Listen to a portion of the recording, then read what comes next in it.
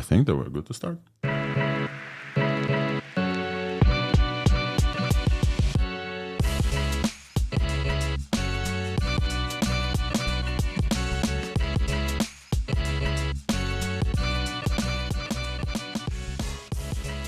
Hello, everyone. Welcome. Today's ThursdAI, May 2nd. Welcome yet again to a show about AI, open source, and this time, Evals. We're going to focus on Evals as well. We also have quite a few guests that are going to join us. So I want to already acknowledge that we have folks in the audience that may come back as well.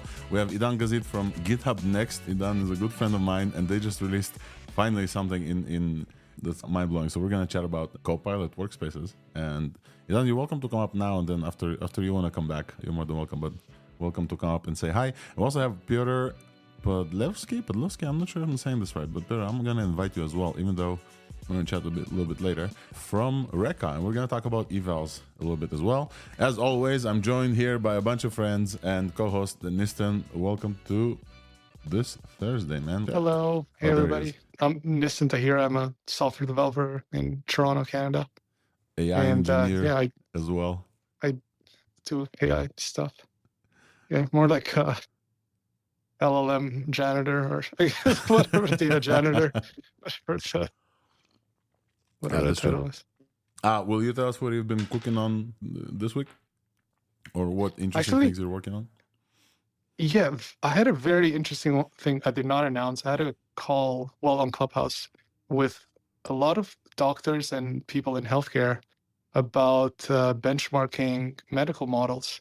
Ooh. And it was a very interesting talk. I'll post the link to the full 2-hour thing, but also making a good summary of it. And just to wrap it up quickly, it's very interesting. They want more. Like they think that, they're technically good. And there were some news about Norway deploying X-rays with GPT-4 vision. So now if you get an X-ray done in Norway, you'll have GPT-4 actually look at the X-ray and stuff and tell you about it. Nice. So they've integrated a lot of that already. It's accepted, but they want a lot more, which is what I found surprising. They want an actual assistant. They don't want this one tool you speak to and then you still have to do all the work. They ask stuff like, hey, my hands are dirty. Can I talk to my laptop? Will it send an email with the right stuff for me? It's a yes or no. And it's always no. There's always something. Yeah. Right. So the tools and the assistant. Yeah. And they want them to be emotional too, as well, and compassionate, which I found pretty surprising. And they're very well regarded doctors and stuff. So they're sending some data to do long context benchmarking. And they're also giving me access to there's a thing in Norway and Denmark that they do for, because when you're born, you get your own doctor assigned. So they have like very long context data of anonymized talks between doctor and patient. I thought that would be a good way to test the medical model. So I tested the Quen one, the Apollo 70B fine tunes and stuff. It was pretty interesting in that regard. We're also going to mention something in that area today. It's called MedGemini. I don't know if you already had a chance to look at it, but look at the notes that I sent you. MedGemini seems to be very promising, specifically from the multimodal angle. And we're going to cover this in a bit. I also want to say hi to Idan. Hey, welcome, Idan. Second time, I think, on the show. Woo! Second time, frequent player status, baby. I'm going to be like 1K Platinum, Diamond, Ultra. In about 2 shows, you're going to get there. Once we get to 50 shows. Welcome. That's I know you have like some... minute status too. In about like 5,000 flights, I'll finally be solar. That's true. Don't get me started. This year has been bad for me for flight statuses. But that's for another conversation. Idan, you guys really something super, super cool. We've talked about this briefly and would love to dig deeper a little bit today. I know there's some time restrictions on your end, but we're going to see you here at the second part of the show to talk about workspaces, right? Yes, I will be around. I'm listening in the meanwhile. Awesome. So we'll definitely gonna cover this. I got access. I'm very excited about what this means and big proponent of Copilot as well. And I think we're gonna have a few more folks here. I will just make sure that folks who just stepped in know what you stepped into. So this is ThursdAI. We talk about everything AI related with a very hard focus on open source and vibes and different things. But we also cover everything that happens in big companies, vision and other stuff. My name is Alex Volkov. I'm an AI evangelist with Weights and Biases. is. With that, we've been doing this for more than a year now, and this show is done also a newsletter and a podcast that you're more than welcome to sign up. So if you're not here for the full duration of the show, you're more than welcome to keep listening to us afterwards. Do not listen to the recording on X. Please, the whole point of me editing is bringing you a higher quality show afterwards. So definitely sign up to the podcast. It's easier to listen to as well. And also I noticed that recordings on X just disappear after, I don't know, a month. They don't want to hold to those recordings too much, but also they're very low quality. With that preamble, the regular way I start the show is I run through everything super quick that we're going to cover. And then that way you guys know if there's anything that's going to be interesting to you. So let's start with the TLDR.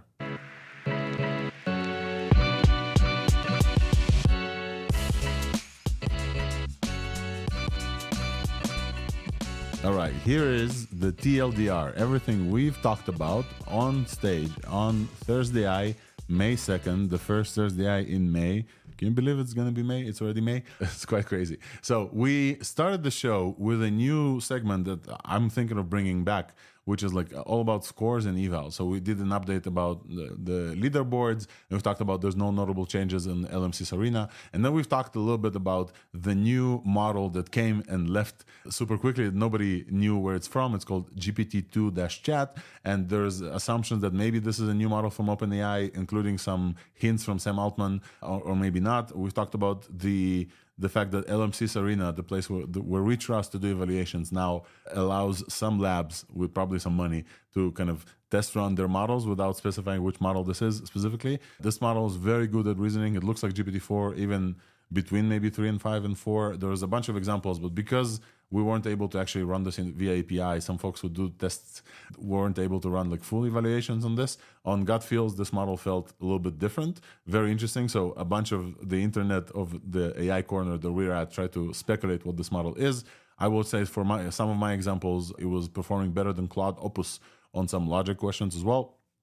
But it's still a mysterious model. It seems the fact to be supported that it's definitely from OpenAI, not only because Sam Altman tweeted, I do have a soft spot for GPT-2, but also because some specific tokens that we know that work on GPT-4, this model reacted to specifically. So it looks like we know there's an OpenAI model, but we don't know which and what. So hopefully we'll see soon. They're going to announce soon. This model is now off the LMsys arena. We then talked about Scale AI, a company that many of you don't even know, but one of the biggest companies that makes a lot of money in AI and also government contracts and everything. Scale released a check for data contamination paper on the GSM, the Grade School Math 8K dataset, which they assumed that many people fit on top of. They didn't release the dataset itself, but they released a paper that talks about them creating a 1,000 example clone of GSM 8K called GSM 1K. And then they ran a bunch of models on top of this dataset and then showed that models like Claude and GPT are actually not overfitting on top of this specific problem of grade school math, and models like Mixtral and Phi are definitely farther down the road. They did like a comparison between their model and the basic GSM 8K. So very interesting paper. I'll add to show notes as well. Very like highlighting how overfitting is a big thing in these models. And the actual performance may not necessarily be as of this. We also covered this in the area where evals are hard generally, and there's a problem for us to try and solve. And we talked about how that problem is getting solved. One of the ways that we came up with, and Yam mentioned, was we need more evals. And so then we had a chat about Vibes eval from the Reka AI lab, and we've talked about Reka and their multimodal models before called Reka Core and Reka Edge. So this time they released a new paper and an actual dataset that's called Vibes eval, which is really funny. For some of us, it's a set of multimodal evals that they built for themselves, for their model, to see how their model is going to get better. And they then just ran all of the multimodal ones like Gemini 1.5, which turns out to be probably the best vision model all around on hard and on GPT-4 vision, and then Reka Core and Claude Opus, etc. So the outcome of this is that they also released the dataset so you can go and see. It's a multimodal dataset, so it includes images and instructions, and then golden reference. We had a chat on the show with a person from Reka, Piotr, who actually built this data set and is on this paper. And I love talking about the people who make the news, talking with the people who make the news as well. So Piotr told us all about this. It's a very great conversation, very worth a listen as well. And the data set is on Hugging Face. If you're building VLMs, you definitely should use this as well. We then had a chat about another thing that was just released this week. GitHub released Copilot Workspace. And we had a chat with Idan Gazit, who runs the GithubNext team at GitHub that comes up with these like crazy ideas and then see if they work. And if they work, like Copilot, if they work, they try to scale them and then they're now in everybody's hands. So Copilot Workspace is, Idan didn't want to exactly talk about agentic, but I'll say it for him, is a way to integrate into GitHub a process that's not only code completion like Copilot and not just chat like chat, but actually a work through a pull request. For example, you build a strategy, you see the diffs. There's a very interesting conversation there. We talked with Idan maybe for 30 minutes. Definitely worth checking this out. It's now in waitlist, so if you want to, definitely go and hit that waitlist button. And the highlights of this is it's an iterative process to having AIs help you through your code changes. And it's also possible to share those examples. I actually shared my links as well. And you can do it from the mobile app and can review and instruct this AI to do stuff for you. And they're using GPT-4 Turbo as well in there. So a great conversation with Idan, and as well, always welcome. And I love talking with folks who make the news.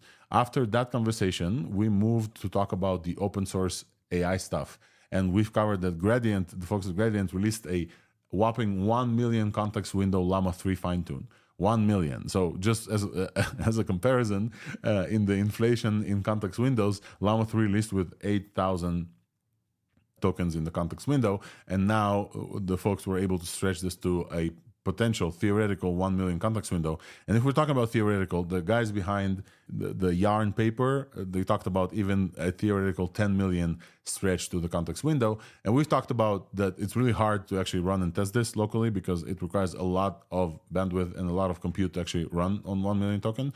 We also talked about a new concept called Lord that a friend of the pod, Wing Lian from Axolotl fame, used to extract this knowledge. So Gradient used and trained the fine-tune to be able to accept 1 million context window. And now this is now extracted in the form of a LoRa using a method called Lord to extract a LoRa adapter. So you can now apply this 1 million model to any other fine-tunes as well. That was a fun conversation. Definitely listen to that. We also covered 2 new fine-tunes, one for the 70 billion parameter Llama, and one for the 8 billion. So let's start with the 70 billion parameter. This looks like the first fine-tune on top of Llama 3 70B that beats the instruct version. We previously talked about how good of a job Meta did with the instruct version of Llama, that it's really hard to beat that on metrics with the fine-tune. And here we got Llama 3 70B from Maizar Pahani that released the fine-tune that beats Llama 3 70B instruct on a bunch of metrics. It uses a DPO dataset that was originally released from Maxime Lebon and Open Hermes, so the folks at News. So their datasets are doing great as well. And we know that Facebook or Meta, they built an incredible 10 million piece dataset to fine-tune instruct their model. So this is like a very great thing to see the fine-tuning community. 2 weeks after Llama was released, they're finally beating their instruct versions on the 70 billion parameter. And then we had breaking news from News Research, from our friends at News Research, that they released Llama 3 8 billion parameters today, pretty much like an hour before the show started. And this is their first fine-tune of the 8 billion parameter Llama 3. Their model also beats the instruct model on a bunch of metrics as well. So finally, after a couple of weeks that Llama was out, we're getting fine-tunes that beat the instruct version of Llama, which is great, which is all that we expect from the open source community. And their model, specifically Hermes Pro, supports function calling and structured output, which is very important for agentic capabilities, etc. And besides being competitive over instruct, it also adds several tokens with agent capabilities like tools and tool call and tool response. So very interesting release from folks at News. So shout out to Karan and Technium and everybody. I think everybody at News who released a first fine-tune of Llama for us. Speaking of Llama, in the corner that I call this week's buzz, I've talked about the fact that we, Weights and Biases, and I, Alex Volkov from Weights and Biases, are going to San Francisco to sponsor the biggest Llama 3 hackathon together with Meta AI and Cerebral Valley folks. So if you're in San Francisco during that time, May 11th and 12th, please come to the hackathon, sign up and hack on things. I would love to see folks from the ThursdAI community. And because it's a Llama hackathon, you now can use Hermes Pro's fine-tune in the hackathon, it will actually count. So that works. Awesome. We also covered that LM Studio just had a breaking news moment. LM Studio, the software that we use locally and run models with, they released a CLI that you can actually like load and unload models from the command line interface, which is great for automation and different tools as well. And it's also great for evaluating these models like without having to click through the interface, which is amazing. And they also have a server as well. So once you load the model, you can serve this and then you can run evaluations on. You can use weights and biases weave to do the evaluations, which is something I'm probably going to do immediately after I finish recording this and sending this episode to you as well. We didn't cover this briefly. I do want to cover that AI Town is a project that A16Z released, very similar to the Smallville simulacrum paper. And there's a way for you to be able to just run a multiple agent like town like Sims basically on your Mac. And now there's a one-click install from Pinocchio. Pinocchio is this like way to run these models. Like LM Studio for models, Pinocchio is for Gradio interfaces locally on your machine. And so you can run AI Town now, and there's a bunch of folks running this and using Llama 8B to give those agents life. And it's very fun to play with. So if you want to play with something, AI Town is a cool thing to do. And now it's possible to run on your Mac, whereas previously it used GPT-4, was very expensive.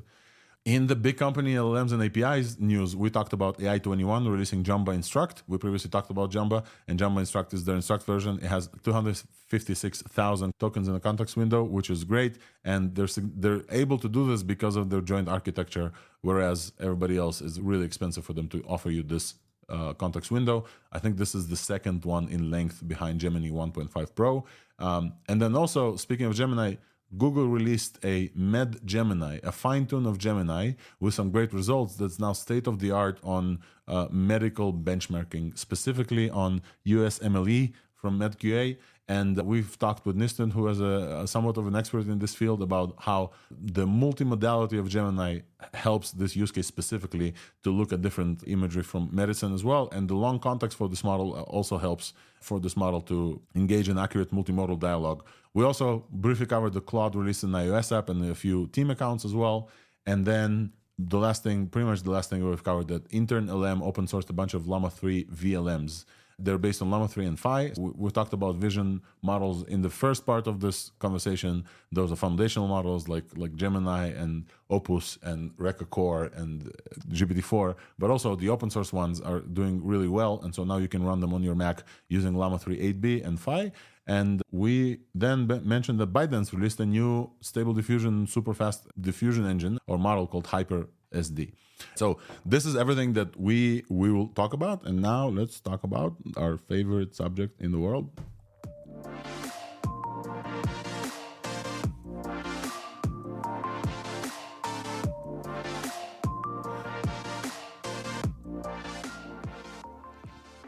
Open source AI, let's get it started. Although this one is a cheat. I think I've used the wrong music, because I think we're going to start with, and we have been starting the past few shows with just evaluation updates and kind of leaderboard updates. And I will just say a thing about leaderboard just before we get started.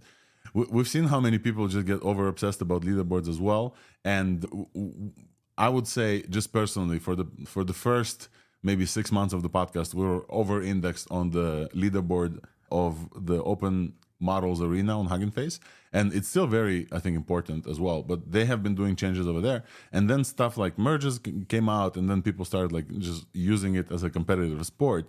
And I don't know, at least for me, and Nista, I would love for you to chime in here. I'm not checking that as much lately.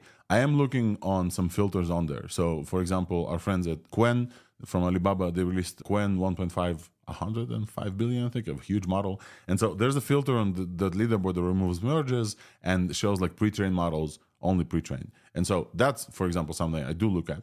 But in the corner of evals and scores, because evaluation is hard and because this is like a whole field, I have started looking at LMsys Arena more. LMsys Arena, for those who don't know, is the human evaluation. Basically, humans chat with these models and compare them side by side. And so they then create like an ELO score. So we started looking at LMsys Arena as well. And this week, I think we're going to start with evals before we're going to get to open source, because LMsys evaluates not only open source. So the Hugging Face open model leaderboard evaluates only open source models.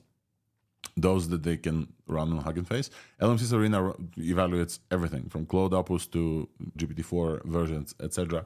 And this week, I think that's what we're going to get started with. This week, some folks found out that in the dropdown that you select which models you want to test, they also have a direct chat with this model mode as well. There's a new model that is not identified, is not on the leaderboard, it's just on the chat area. It's called GPT2-chat.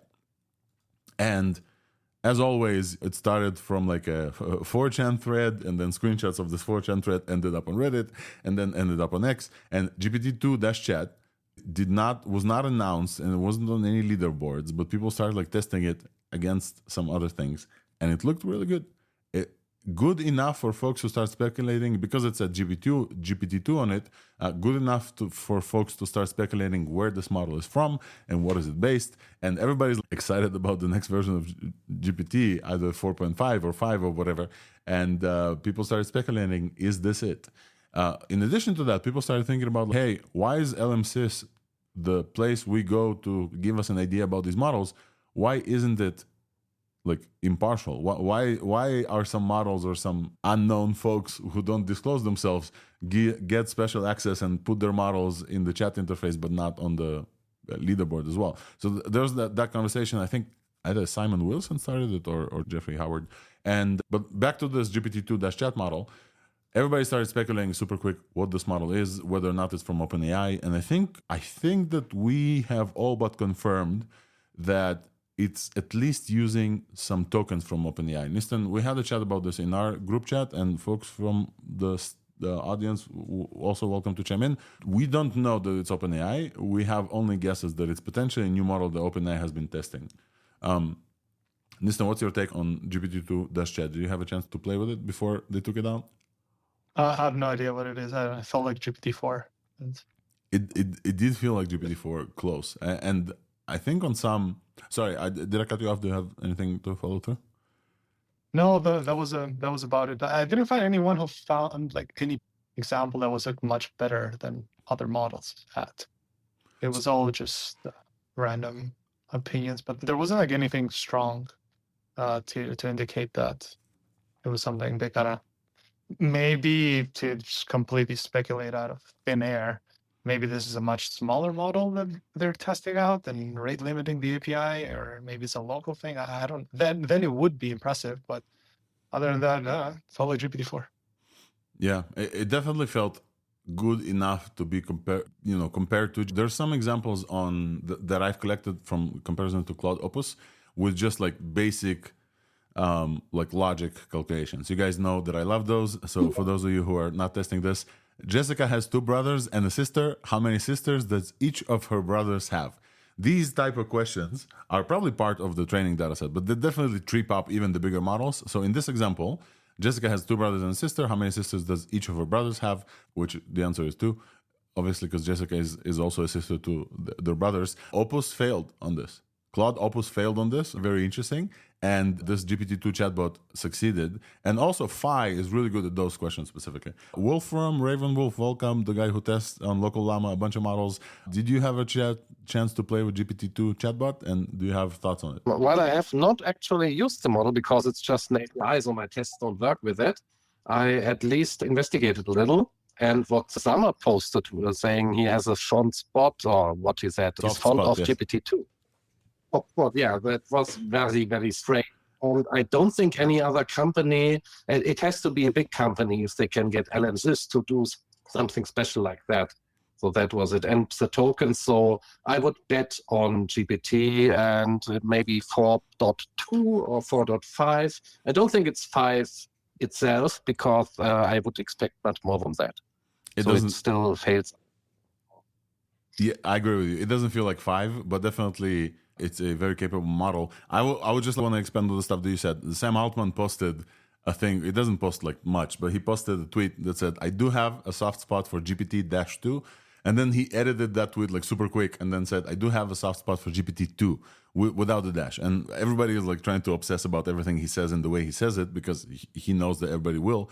And this model is called GPT-2 without dash. And every other GPT model is GPT dash something, GPT dash 3.5, GPT dash 4, etc. Turbo. So the naming of this and him trolling, but remember that Sam Altman can troll. Like he came into Reddit and said we have AGI was achieved internally or whatever. So he definitely like part of the troll approach. But this model was very interesting, and I think the outcome is it's been there for a day and then it was taken down. I guess that LMsys is now in the business of selling kind of their interface, and there's a lot of people who use this and compare to other models. So it's almost like an eval as well. So I think we covered this enough. Let's move forward. And because the outcome of GPT2 to chat is that the fact that we talk to these models, LMsys is the place that we like love to trust about how, or I guess had an affinity towards. And now we discovered that they also like have a specific terms, and a big enough company can actually ask them to feature their model without putting this on the arena. We still have LMsys. I will move forward and discuss the fact that evaluations are hard, obviously, and that's why we trust LMsys to do this for us. And so there has been a lot of stuff, especially papers, and I want to focus on two of them. They talk about evaluations and different things. I will, for context, say that Nisten and I had a chat about Phi on the last show, and Phi 3 specifically came out just briefly before this, is a tiny 3.8 billion parameter model, but outscores significantly bigger models on different areas and different benchmarks. And there's benchmarks or evaluations for different things. Pharrell here on stage, welcome. He's been talking about how evals are broken anyway. And this week, a company called Scale AI, one of the biggest companies you may never heard of, I think they support OpenAI. I think they support a bunch of companies that work with the government. They specifically build pipelines to do data analysis and evaluations and build data sets, etc. They released a paper, but they announced that they built a comparative to GSM 4K, GSM 8K, which is grade school math, Nissan? I think it's grade school math. Evaluation. Yes, thank you. And they released a compared one they called GSM 1K, but they did not release this.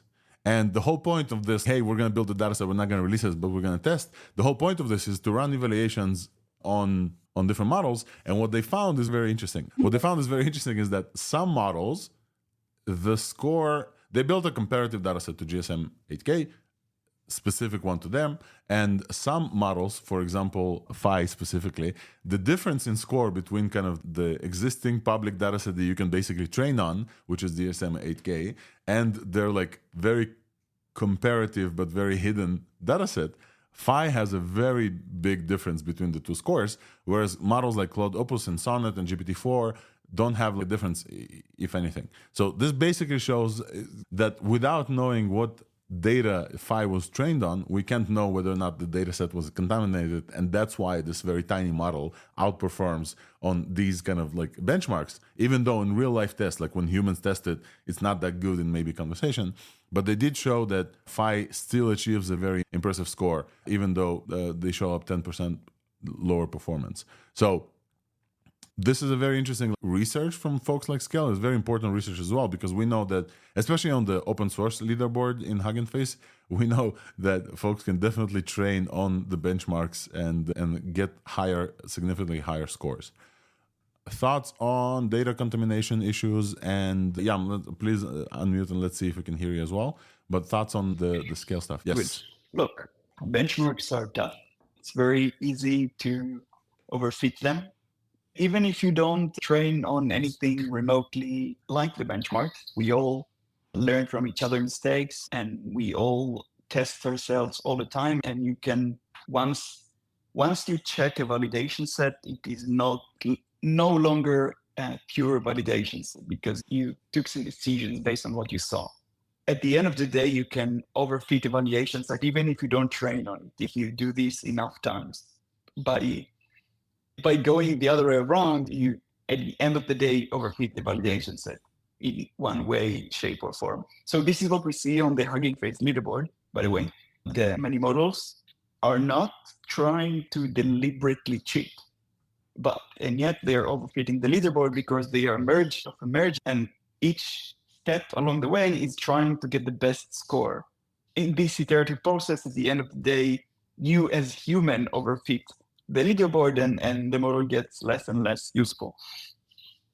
Coming from a person with a really high score on the leaderboard, just to tell you. Yeah, maybe it says something about this.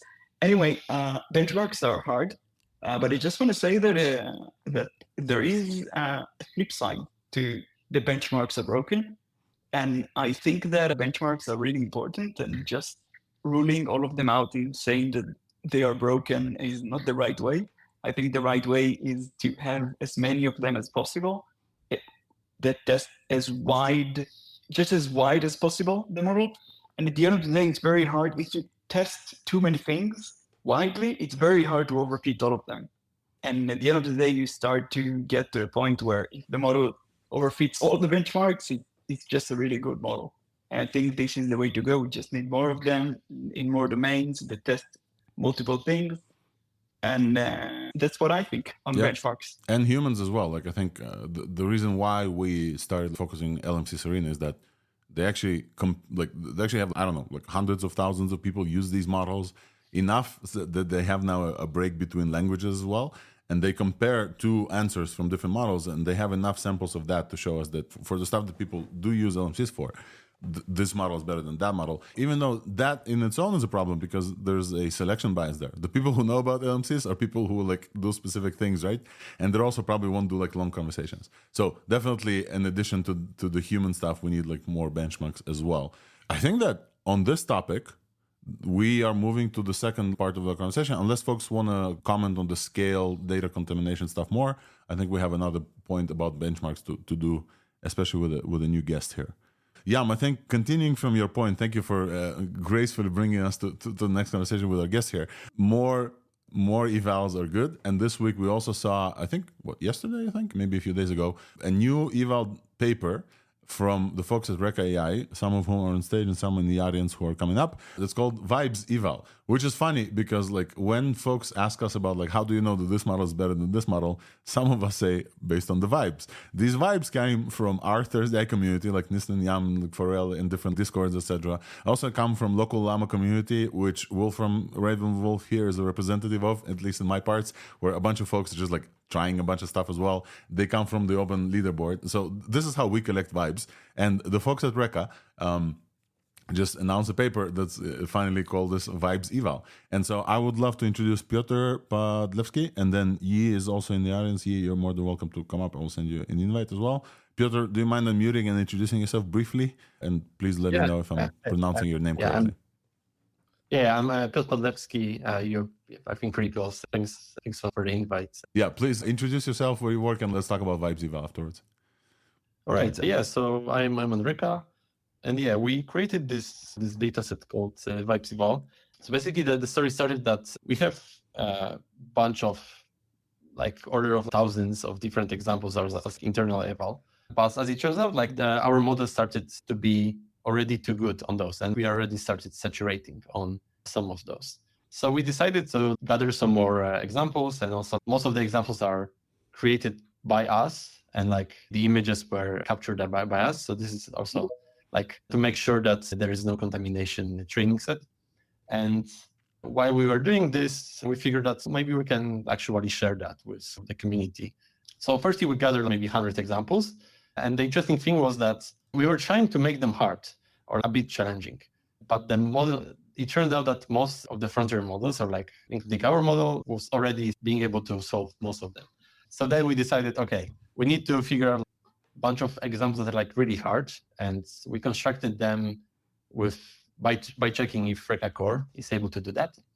Just for folks who don't follow us as closely, Reka Core is the latest and the biggest model that you have running on your server, right? You didn't open source that necessarily, right, but it's a multi-modal vision and video as well model, correct?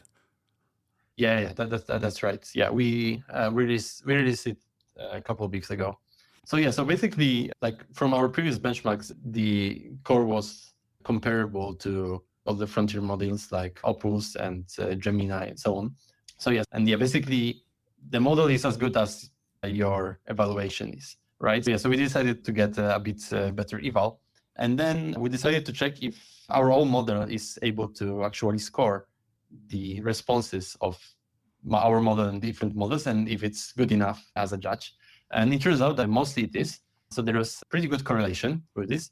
But one interesting thing that we have observed was that for hard prompts, it was not as well correlated And we started wondering, and we started like looking at the examples. And what the suspicion that we had was that the external annotators that we use are not really like expert. And like the hard prompts, the hard examples are like really hard. Like some of them like require like a computer science degree and understanding graph theory and so on. Piotr, just a clarification point. External annotators, humans that actually look at the pictures and the answer and say, hey, this is correct?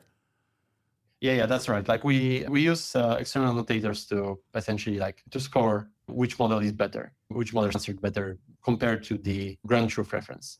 So after we have observed that, we decided, okay, let's actually do this scoring ourselves. So we distribute the work, and I think we scored like each example at least like twice, just to also make sure that what is the variance.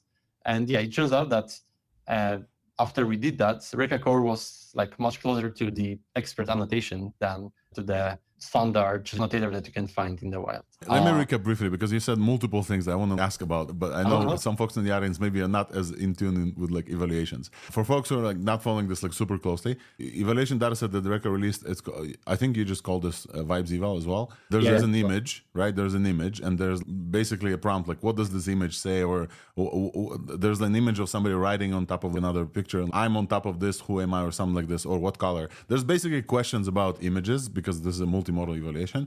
And there's a golden reference, which is, you guys know, like a human knows that this is what happens in this image and this would be the right answer. And then you run these evaluations through your model Reka core, basically saying, hey, vision model, get this image, get this question, and give us an answer. And then you said a couple of things. You said, first of all, you've tested the model itself as a evaluator. So like another run on this model, looking at the previous response and saying, hey, whether or not it's true. So like a judge, LLM as a judge, basically. But also you ran this through non-expert evaluators, like humans that actually look at the answer of the model and say, hey, this is actually correct. And then you said that wasn't enough because some of them were like very specific. So you distributed the work between you guys at Reka, which is like, what, 20 people? Like you're not that many people. Yeah, 20 people. Yeah. And then what was the outcome of this? I missed this last part. So you said after you did the expert evaluations, you actually saw the Reka player? Yeah. So it turns out that the sort of distribution was totally different from the experts annotation and the average human annotation. And it turns out that our annotation is much closer to what Reka core thinks. So there was like much closer correlation between those two. So this has made us more believe in the core itself. And it turns out that if your prompts are like hard enough and you really want to test some understanding or that require like multiple steps of reasoning and so on in VLM, it's much harder to do that if you don't have specific knowledge. So that's like one interesting finding that we had. The other interesting finding was that we noticed that for some of the examples, there were reverse scaling, and so basically reverse scaling, you said? Yeah. So basically, inverse scaling law. So basically, what we have observed was that for some examples, very small models were able to answer that correctly. And I'm not talking about only like our models, like also open source models like Defix. But the I big think you ones, also mentioned, Defix from Hugging Face, we talked about this briefly, and also Moondream from Vic, right? You also mentioned that in the same place. Moondream is a very model. We have tested on that one. Like we tested Feyu, like both versions of Defix, and I think another one too. But basically what we have observed was that with some examples, like especially the ones that the model, there is like some strong text bias in it. The model will tend to answer incorrectly, which is basically like either model ignores the image and speaks from the language part. Like for example, there was like image of a chart, and on this chart, the method that was the best was chance and not like other ones, which is like usually when you see the chart, the chances by like random chance is the worst method than like your fancy method that you show in the paper. So in this sort of example, like the smaller models were very happy to answer with the correct answer, and bigger models were actually like trying to figure out some theory why one of them better and so on. And the interesting part was like all of the other frontier models, Gemini, GPT-4, Opus, and our like Reka core model were not able to answer that correctly, but our smaller model and like all of the smaller models, like including the open source ones, were able to answer that. So that was cool. And this is something that is pretty interesting from theory. Like how can we actually solve that and make sure that the models get better with the scale and they don't tend to do things like that. So what's the kind of the first reaction? How can you actually solve this? Do you have anything, or is that proprietary stuff that you will potentially bake into other models? Yeah, it's hard to say. I feel that in general, those multimodal models are not fully converged on the multimodal part. There is still like a lot of headroom, and perhaps like the models just spend too much time in training, like creating next token for like text only instead of mixing it, or training for some of the modalities. But yeah, in general, like, it's pretty hard. Like we don't know yet how to solve it.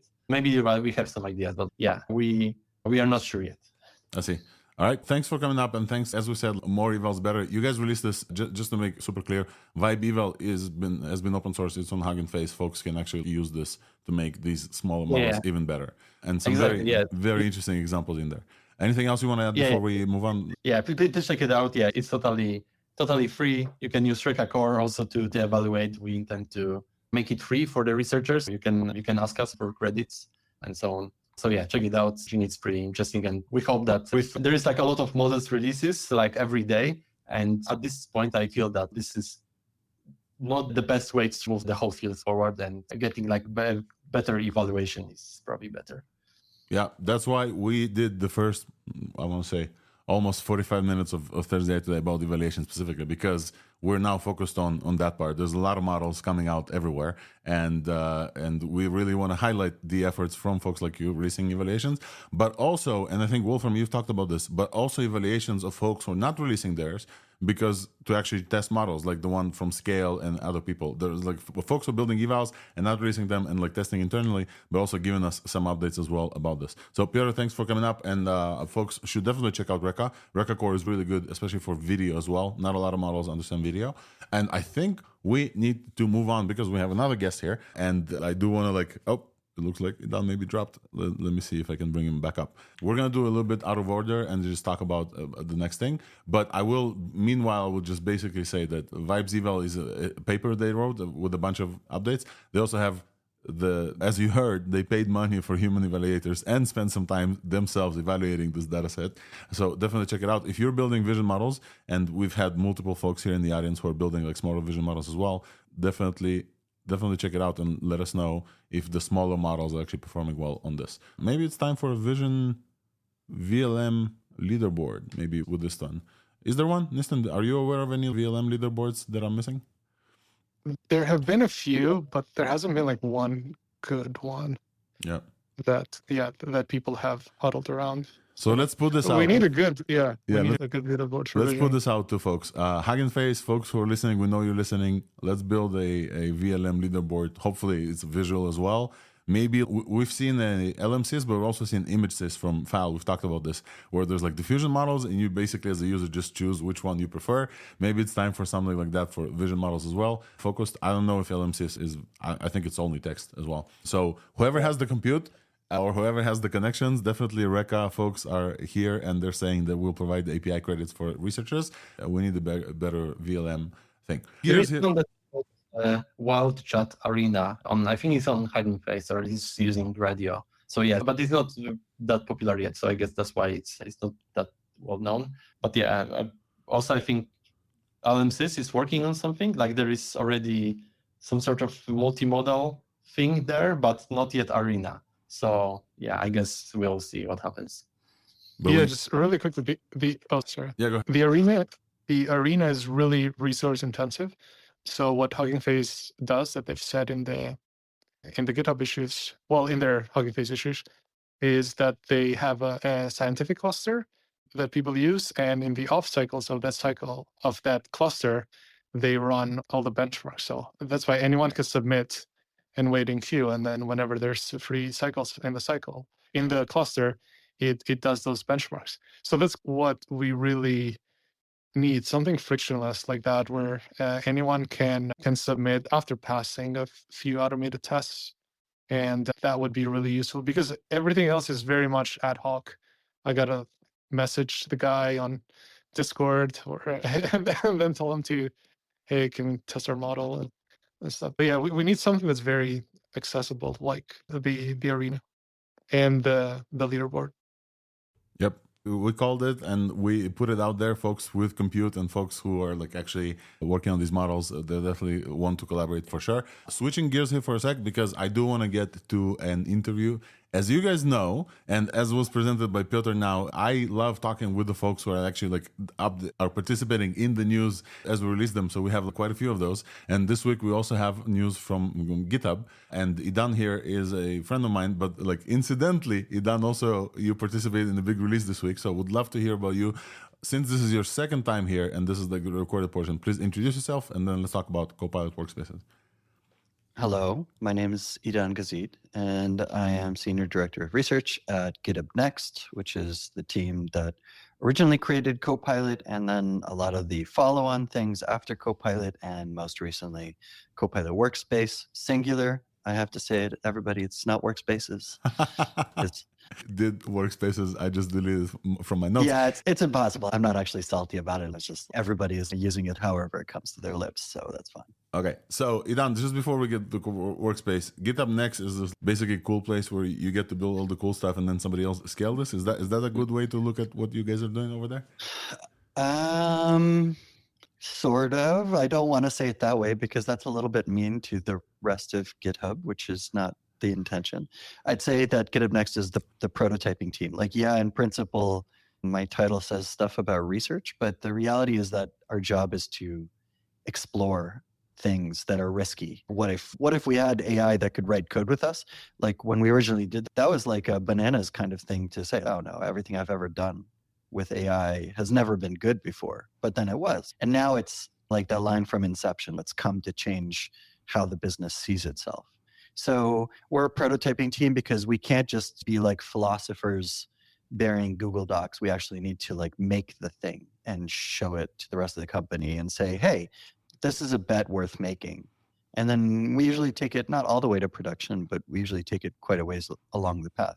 And then obviously when it becomes a real product, then the rest of GitHub engineering throws their muscle behind it and makes it huge. So it's and a makes process, it scale yeah. as well, because these GPUs are not cheap, like we said, and especially stuff that it's iterative.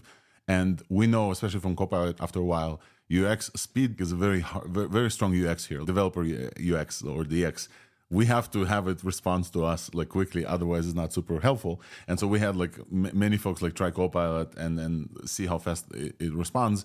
And even like smaller delays can make or break a product like this. So now that we've covered what you do and what GithubNext is, let's talk about GitHub Copilot Workspace and what is it and like why is it so cool? And then we're gonna ask a few questions about this. Yeah. Workspace is really cool because I think it's what we've been chasing, or let me roll back. What we've been chasing is what comes after chat, right? Like how do we actually help people do stuff? And Copilot was really good, and I think you're absolutely correct to point to the user experience of Copilot is really helpful to developers because either it's correct and you accept the suggestion or you tweak the suggestion, or it's not and it's ignorable, right? And so that user experience, and it's fast. That user experience made it so that developers are like, oh, this is valuable. This is a tool that helps me do whatever I want to do. And then chat is really good in a different way, right? It helps me maybe think through an idea, talk with somebody I'm not embarrassed of, right? Because if I talk with somebody else on my team and I have a stupid idea, maybe I'll sound stupid and I'll feel bad about that. But I'm not embarrassed at the AI. I can ask it all the stupid questions in the world. It has infinite patience. So it's really good at reasoning about like, here are different potential approaches.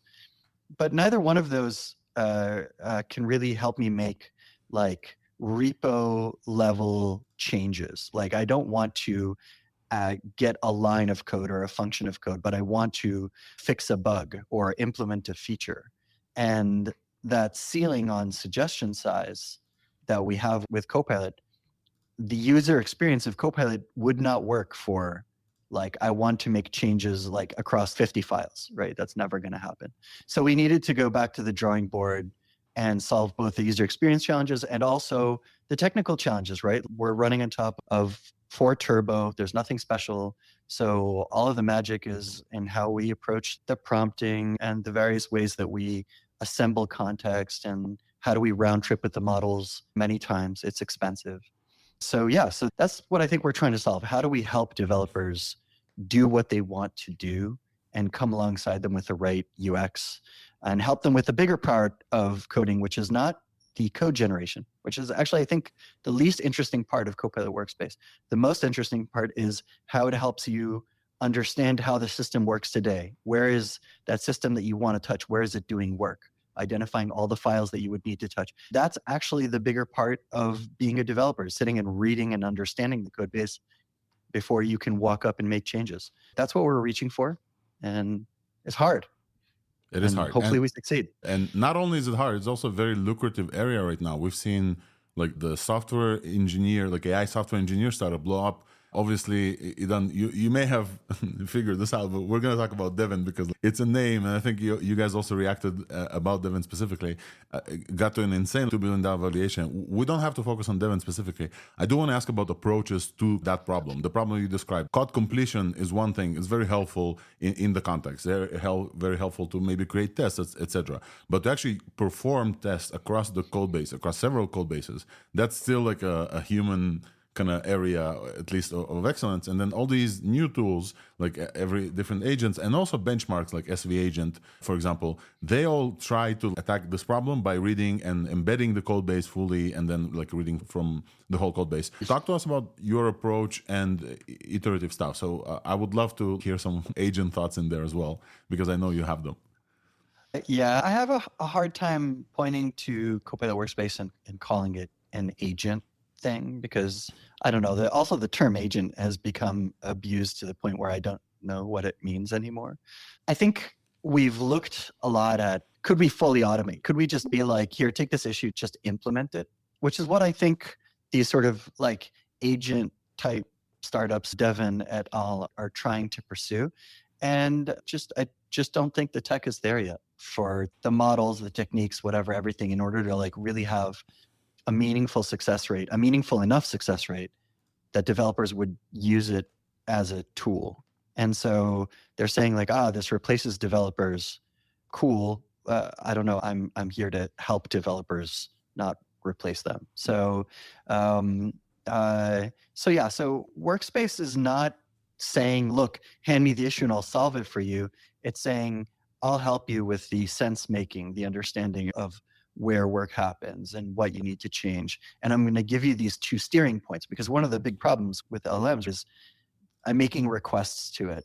Those requests are like indivisible. I can't get into the middle of a request and steer it. So we need to create these steering moments through the user experience. And so I think maybe the more helpful lens to look at it through is that steering, that steerability. Like, how do we make it so that when the models aren't 100%, when they can't yet be 100% right, because they're just not good enough yet, maybe in 3 years or 5 years or whatever, that we give the developer a steering wheel that's going to help them tell the model, hey, your understanding of how it works today is wrong. Let me tweak it for you. Or your understanding of what I want to achieve is not entirely correct. Let me tweak that for you. But not need to for it not to feel like a slot machine. Like I pull a slot machine and either I win the jackpot or I get nothing. There needs to be something in the middle there that actually allows people to realize value.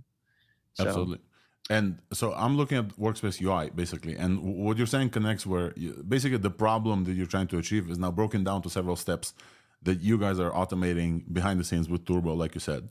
No special stuff in there. But there is a bunch of special stuff. First of all, you're able to do this because GitHub and the scale now is taking care of the incredible engineers at GitHub as well. Also, the parent company there being Microsoft, with its involvements in different AI fields as well. I'm assuming that there's going to be backing to this thing. And now I'm looking at the interface, and the interface breaks down what I want to do in several things. There's the spec thing, where basically the Workspace automates the spec itself for me. And there's two things there, current and proposed. And I'm, as a new user, I only got access thanks to them yesterday or like a couple of days ago. Also, haven't been able to play with it this much. Can you talk to me about the steps breaking down? Who came up with those? How much iteration went into this? I would love to hear some prompt engineer results. And yeah, it's a lot. The flow is, there's a couple of different entry points. You can start from an existing issue that you have on GitHub, or you can even prompt it with just natural language. Like the code button on any repo now has a third tab if you're admitted to the technical preview called Copilot. And then you just have a text box being like, I want to add this feature, make this change, whatever. So I want to highlight this last point. every button now on GitHub, like for people who have access to Copilot Workspace, there's now a button that like opens up and you can chat and you can ask for anything basically. That's what you just said. It's all about natural language. And for what it's worth, if you check the frequently asked questions at the bottom of the Copilot Workspace page, which I'll drop in the show chat later, you'll see we actually have an extensibility point. We released a Raycast extension. So you can from Raycast be like, in this repo, here's what I want to do, go. And it'll immediately kick off a workspace. So that's the entry points. And then we take that prompt, whatever it is, if it's the text of the issue or the free text that you entered through whatever, and we round trip with the models to understand what parts of your code base are relevant to it, what parts of that we need to source as context. And we need to, our goal of that stage is to build the spec, basically exactly what you said. We come up with these natural language bullet point lists of how it works currently and what is it that like we're reaching for the proposed state. So you can think of it as like before and after. Before it worked like this, after we're done, it's gonna work like that. And that's the first moment of steering for the developer to be able to edit those bullet points, those natural language, like before it doesn't do whatever, after it does do whatever, and here are the qualities, basically acceptance criteria for like successive implementation. And after the developer is happy with the spec, the model understood the current state, the model understood the proposed state, they click build a plan. And so in that next phase, once again, we're round tripping with the models to come up with a detailed list of every file that we would need to touch in order to make the proposed plan real and what we need to do in those files. So the plan is literally in this file, we need to do this, that, and the other thing. In that file, we need to do A, B, C, D. And again, this is a point of steering for the developer. If the developer says, no, you missed this edge case over here, or you didn't understand, or actually I'd like for you to add a file, remove a file. I think one of the things that you ran into is that you wanted to effectively duplicate files and the user experience was not great for that. You wanted to translate something into something else and create a copy of a file. So that was an interesting thing that we never thought of. And we were like, oh shit, we need to actually make that work better. But at the end of that, like that plan phase, you've now transmitted to the models a lot of very important context about where exactly it needs to do the work. And only once you've approved that plan do we go and synthesize the code. So by the time we create the diff, the model has a lot of steering that makes it likely that it's going to produce what you want. But also, and I think this is very interesting, we've moved some of the work of code review earlier in the process, because by the time you see the diff, in your head, you're like, okay, I expect to see these files and I expect to see these changes, because the spec in the plan phase prepared you for that diff. While you were preparing, the model was preparing you. You're not just, oh man, this junior developer AI just pooped a large pull request for me to review. That's not a great experience. I don't want anybody to feel like that. So that's the workflow. And then once you're done with that, you can click create PR, or you can click like open terminal, because it's very important to be able to evaluate these changes. Obviously, it depends on what kind of development you're doing. If you're doing web development, like you can click open terminal, we spin up like a code space in the background. You can npm run dev and test out the changes.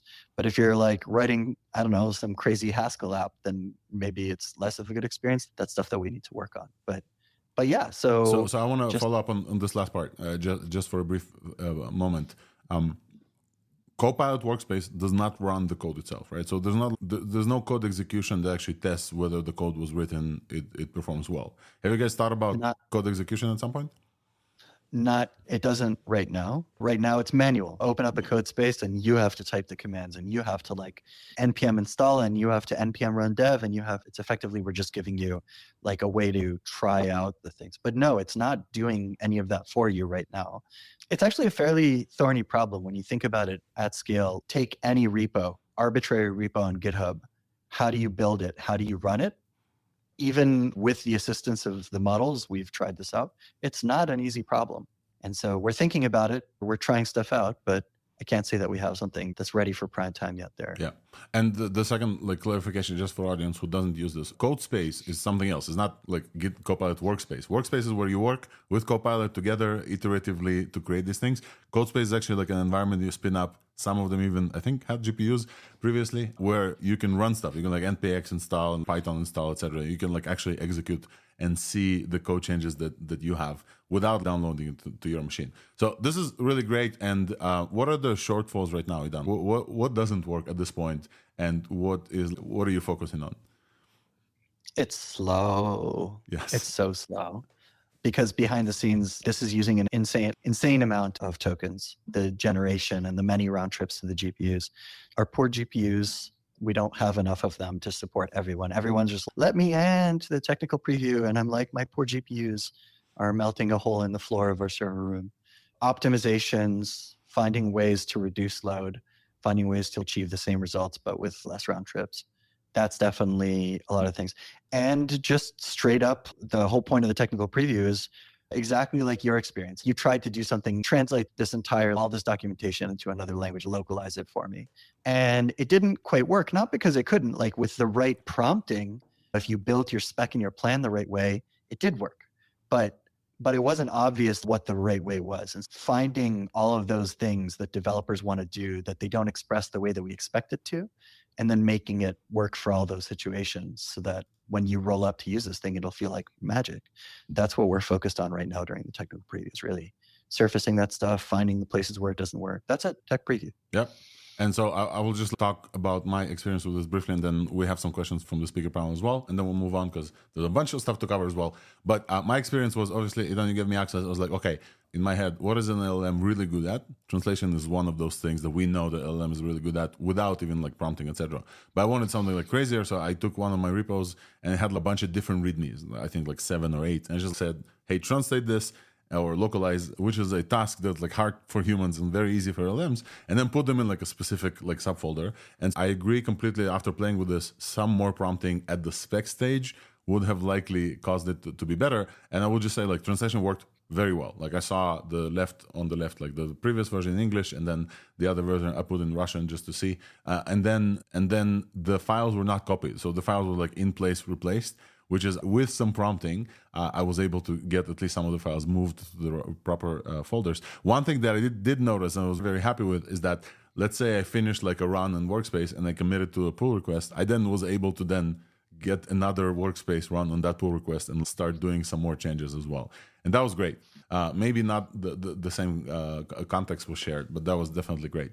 And so, and it was slow. It was a little bit slow and painful to watch the token stream, especially after, folks who follow the show know about Grok, and they're like almost immediate Llama examples. And then after we know that this is the case as humans, it's really hard for us to see like the tokens spit out one by one. So that experience is likely will just improve over time. So we have a question for you here from Ryan. Hey, Ryan, welcome. Thanks for joining, and feel free to fire off a question for Idan. Thanks, Alex. And hey, everybody. Great to be back on the show. I love ThursdAI. Good show. Idan, I just want to tell you how I'm excited about this. I think every dev in the world that uses GitHub, which is everybody, is just so pumped to use this. So I just want to give you some positive feedback. Everyone's excited, I know. And it's really exciting to see it built right into Git. I'm excited about Devin and other agentic developers, but I expect to use GitHubs. So going to say that. The third thing is, and this is a kind of a fun wave your wand, imagine question, and I don't know if your PR team is going to allow you to answer this, but where do you see this product in, I would say, 12 months or 24 months, something enough time where we start to see something really roll out? I don't have my PR team over my shoulder right now. My take is that this is assuming that we do a good job of the tech preview and we figure out how to smooth out all the rough edges and we figure out the capacity issues. This is, I think, a future part of GitHub. And it's not hard to look at it today and be like, oh, I can see how this would be a part of GitHub tomorrow. But I think maybe the question hiding inside your question is, what is the theme that we're like pursuing here? And it is 100% tools to help developers with whatever it is that they're chasing and to enable more people to be developers. I think we've all confused generative AI with writes code. And it's true, generative AI is really good at writing code. But like I said, the bigger part of the developer's job is reading code, not writing code. And how do we make GitHub into a place where it helps developers understand a code base. You hire somebody new. Welcome, it's your first day on the job. Here's our giant code base. Good luck. That's a terrible thing. And yet that's what we literally all do all day long. Or you're contributing to open source or whatever. How do we serve as a second brain for developers to help them conserve their brains for the thing they want to spend their attention on? That's the theme. And I think Copilot Workspace is the first post-chat thing that is there to help developers, and the first AI native thing to help developers, not just, oh, I've bolted the chat sidebar onto the side of my application. I want to move as far away from that as possible and much more towards not what's going to be in 12 months, but what's the next 30 years going to look like. That's the inflection point that we're at. So a quick follow-up on this. That was good. Go ahead, Ryan. I was going to say, awesome. That's exactly the answer I was hoping to hear. Thank you. Thanks, Ryan. Idan, just a quick follow-up on this, because like one of the things that developers also do is work with other developers. And so one thing that I did just with all of you guys in the audience, and those of you who listen on the podcast, I will put this in the show notes, is that I just shared with you my workspace example. So here, like it's been to the top of the stage. It's very shareable and also workable from like remote. Could you speak about like those aspects as well? Because it's not only about generating code. Like I also work with some people who know about the repo better than me, maybe. Oh yeah. Even if you're not, one of the things that's nice about it is that even if you're not in the tech preview, any pull request created with Copilot Workspace gets a link thrown into it to a read-only copy of the workspace. So anybody can then click from the PR back into the workspace that created it and see the process that you went through. What was the spec? What was the plan? And just get a taste of what Copilot Workspace looks like in a read-only way. But if both of you are part of Copilot Workspace, you can click the share button and then share a link to somebody else, and they can fork your workspace and be like, no, I have a different idea of like how I want to go about this, which is basic, right? This is the basic entry-level collaborative stuff. Something that I'm personally interested in is, what does real-time collaboration look like in this context? I don't know. We need to figure that out. GitHub hasn't really done a lot of real-time Figma-like type collaboration things, but I think that's no less important than AI when it comes to the future of work. I'm imagining your face, my face, as we were like watching tokens stream together. Nistan, you had a follow-up question as well? Feel free, and then we'll start moving on.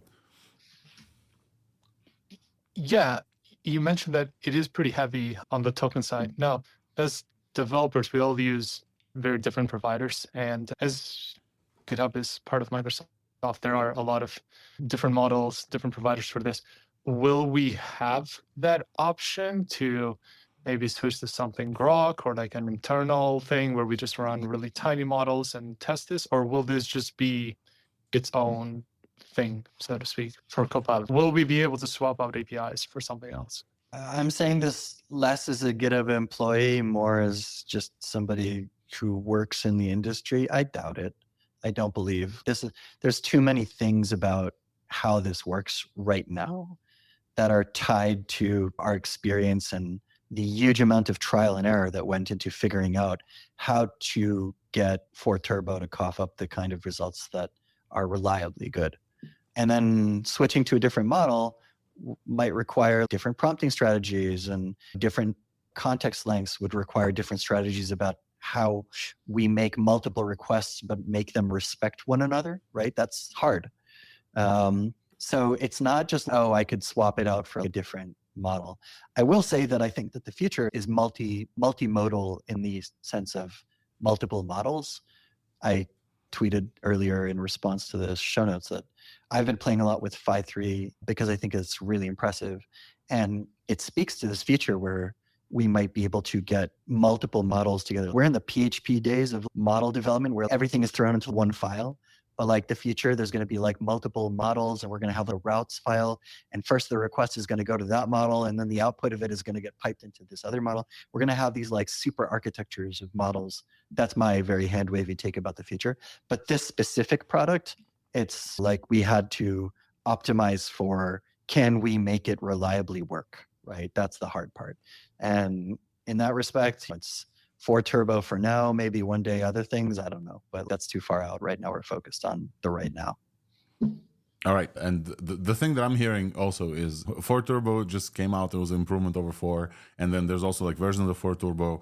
other stuff from Microsoft and OpenAI will come, and hopefully you guys are looking at this. And if it's an obvious improvement, you guys are testing this out, and also will give us access. Idan, any last thing? Like, how can people get access? I know you said your GPUs are like burning on the floor. How can people get access? How you guys get feedback? What is the one outtake that you want from folks from this conversation to have?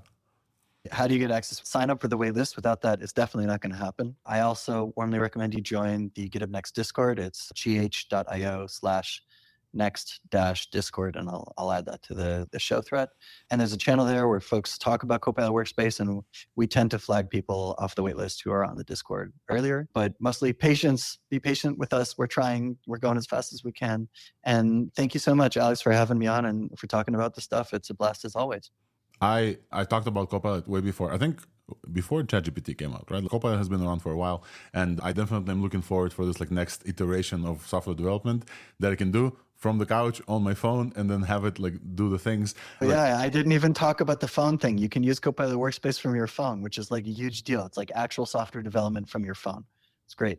Absolutely. And I think that the another thing about this is that, like with Copilot, after a while, like people started to get into the groove with it. And I think the same will happen here, will have to happen here, where like you as a developer will figure out this new tool. And the more you use this new tool, the more you'll figure out how to like work with it specifically. So like at the spec stage, for example, the first things that I ran, I didn't even change the specs, but then you can change them and then rerun. There's a bunch of stuff that people will learn how to do. And hopefully you guys are listening well. Idan, you're in those Discords. Thank you for coming up and talking about this. And yeah, folks who will have an example, if you want to hit me up with an example over DMs or responses or like your repo, and I'll try like my workspace on your repo, please feel free. I'll definitely want to see how it performs in different things that I'm not an expert in, which is why we use LLMs for. With that, with those two conversations, thank you guys for coming up and talking. We're switching a little bit to the open source stuff that we really want to cover and we haven't gotten to yet. So I'll hit the button again, even though I started the show with it. And then thank you, Dan. We're going to move on to the open source stuff.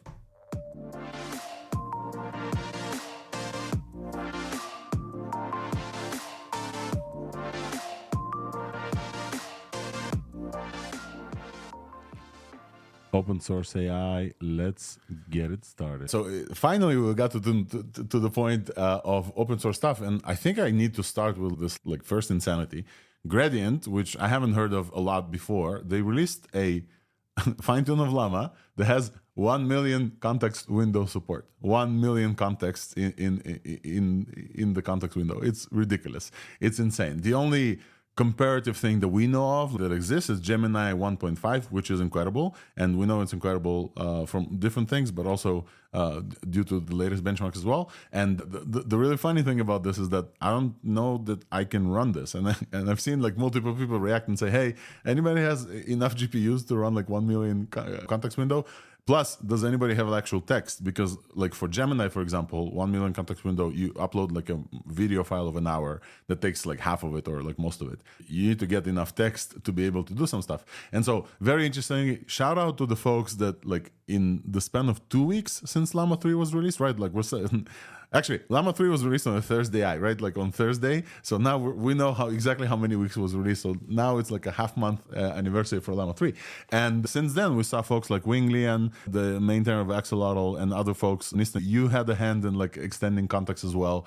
A bunch of folks using the rope techniques and new techniques as well. Wing, I see you in the audience. If you're free and you want to come up here and talk about how you extracted the LoRa from this, I would love to hear about this specifically. But the folks at Gradient just trained more on Llama. And now Facebook released Llama 3 with 8 tokens in the context window. 8 out. That's not a lot at all. And we've talked about this with the folks at Facebook. And now it was stretched up to 1 million contextually. The reason, the way they knew that it supports up to 1 million is by using needle in a haystack thing from Greg Comrade, and many people use this.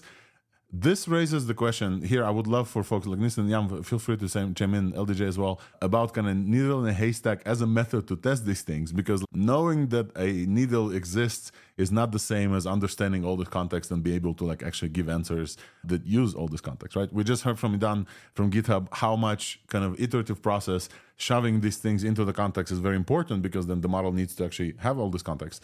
But for these smaller models, we don't know the needle in the haystack is actually like improving their performance on 1 million context window. We don't even know this for Gemini as well. Would love to hear thoughts about like, this insane context window. Nistan, feel free. Yam, if you saw this, would love to hear your thoughts. And then we're going to talk about some other fine-tunes. Yeah, it looks like it extends fine and does okay in the needle in the haystack benchmark.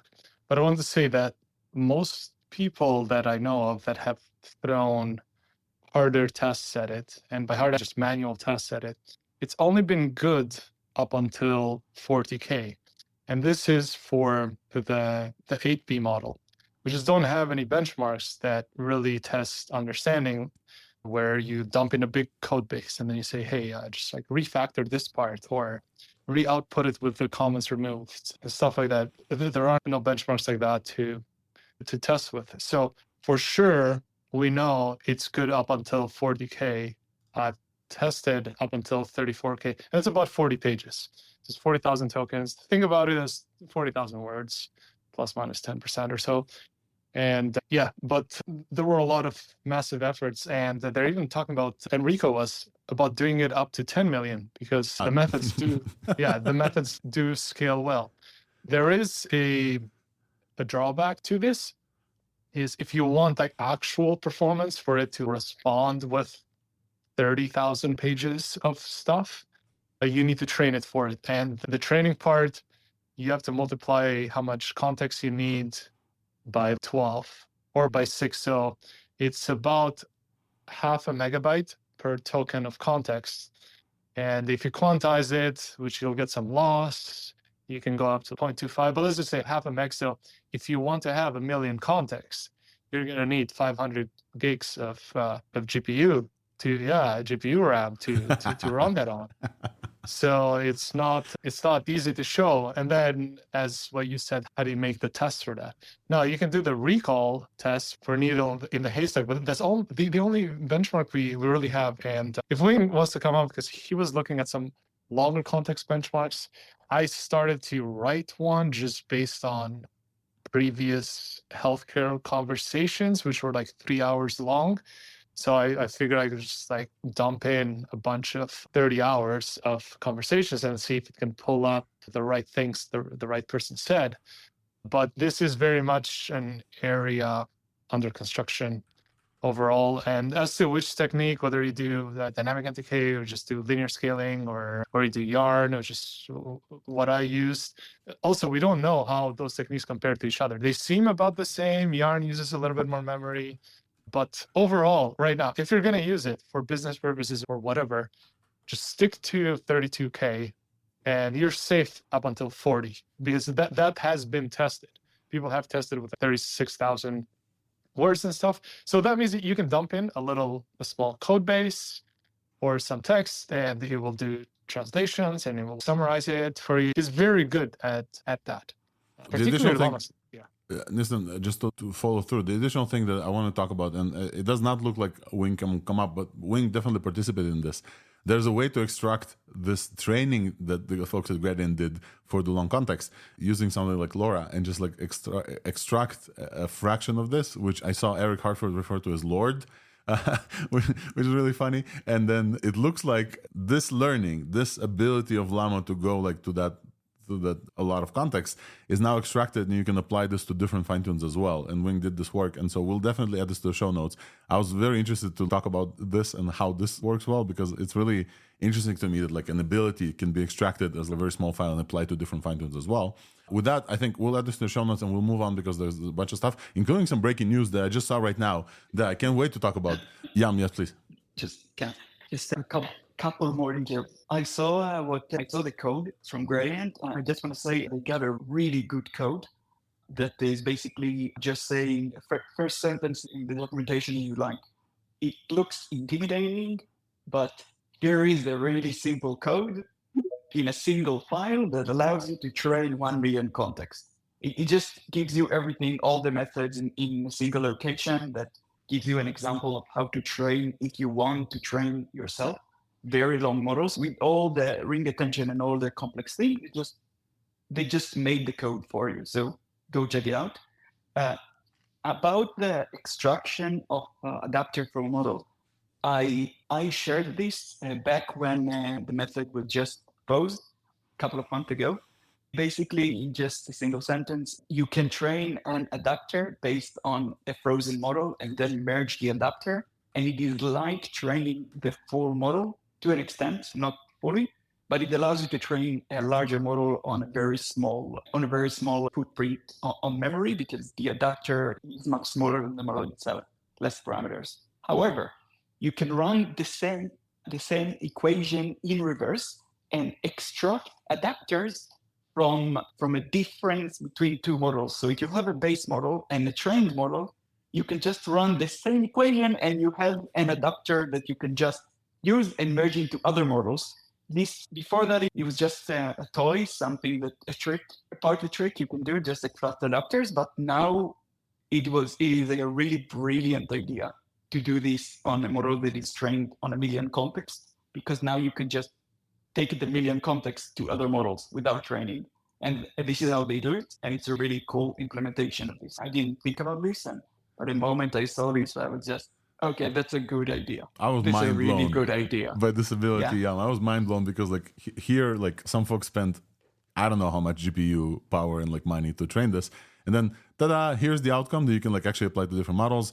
The person who did this, Wing Lian, maintainer of Axolotl, which is like the fine-tuning library that everybody uses, we baited him on stage finally. Wing, welcome. Do you want to talk about this Lord just briefly? And the folks at Gradient that did this training? Yeah. What was it? Thomas Gauthier, I think he released that Lord sort of like Python notebook a couple months ago. And then I think I saw in a response today, they actually integrated that into MergeKit. So now you can extract lores from between any fine-tuned model and any base model using MergeKit, which is great. Now it's just, yeah, why not? And the reasoning that I believe that this sort of works was, I think LDJ back a while back, I think Noose had done, both Noose and some other guys had released these lore adapters. I think it was like long lore or something like that, that allowed you to where they had trained specifically just adapters, but allowed you to extend the context length of any model. So it's like, it should make sense that you should just be able to take, this fully fine-tuned 1 million context length model and just do the reverse and extract an adapter and have that same capability. So yeah, why not? This is great. I'm loving like every second of this, because as we saw a bunch of these methods come up, and the open source community is unmatched in the ability to throw shit at the wall and see what sticks. The fact that you can extract abilities now, like a very small file, apply to everything. Yam, you mentioned something about like diff as well, that you can like diff between the base model and the fine-tune now.